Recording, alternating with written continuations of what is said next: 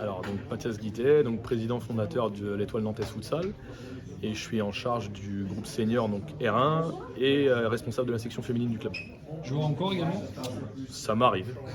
Ça m'arrive. Normalement, je joue avec la 2, mais en ce moment, je fais entraîneur-joueur avec l'équipe 1. Très bien. Tu es venu à ce tirage au sort de Coupe des Pays de la Loire Futsal. Qu'est-ce que ça représente cette compétition pour le club? Est-ce que déjà tu es déjà venu jusqu'à ce tour, jusqu'à ce... Alors non, c'est une première pour nous, donc on est très content d'arriver là, on est content d'être dans les 8 derniers. Avec la pandémie qu'on a vécue depuis 2 ans, c'était compliqué. On est très content de faire une saison enfin complète.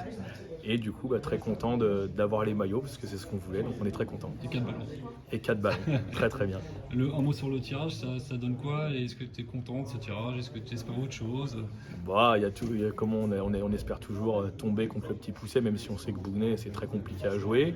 De toute façon, à ce stade-là de la compétition, on sait que la coupe ça va être chaud, donc là on joue la réserve du Nantes Métropole qui est en R1 avec nous. Ça va être un gros match. Le qualifié tombera contre soit Bougnay soit l'association nantaise, donc non, ça va être des beaux matchs à jouer et c'est cool. Très bien, écoute, en tout cas merci d'être venu sur cette soirée.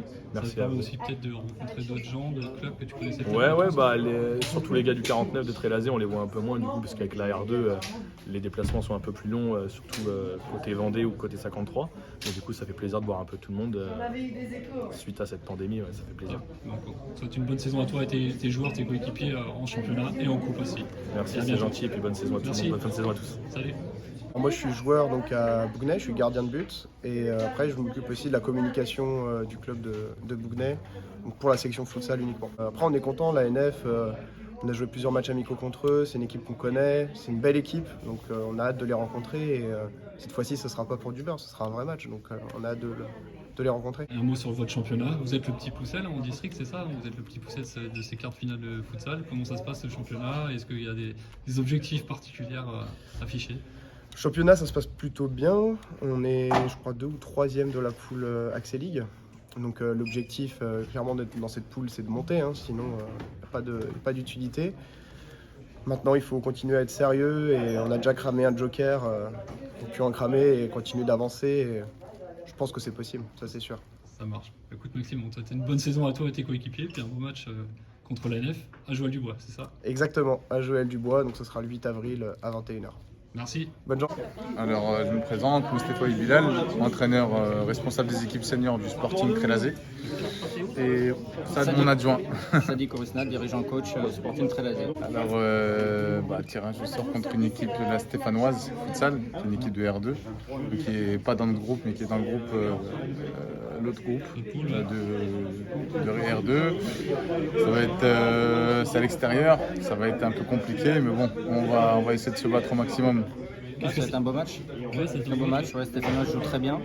C'est un club bien structuré avec un beau style de jeu. Donc on sera présent. On sera présent pour ce match-là, ça c'est sûr. Et on prend beaucoup de plaisir à jouer cette coupe-là. Rappelez-nous l'historique du futsal dans votre club. Comment ça s'est structuré? Depuis quand ça existe? Ça fait 4 ans qu'on existe, le Sporting. Donc on a fait des montées successives. Il y a 2 ans, on était en quart de finale de Coupe des Pays de la Loire. Malheureusement, il y a eu le Covid. Donc là, on a dû tout recommencer.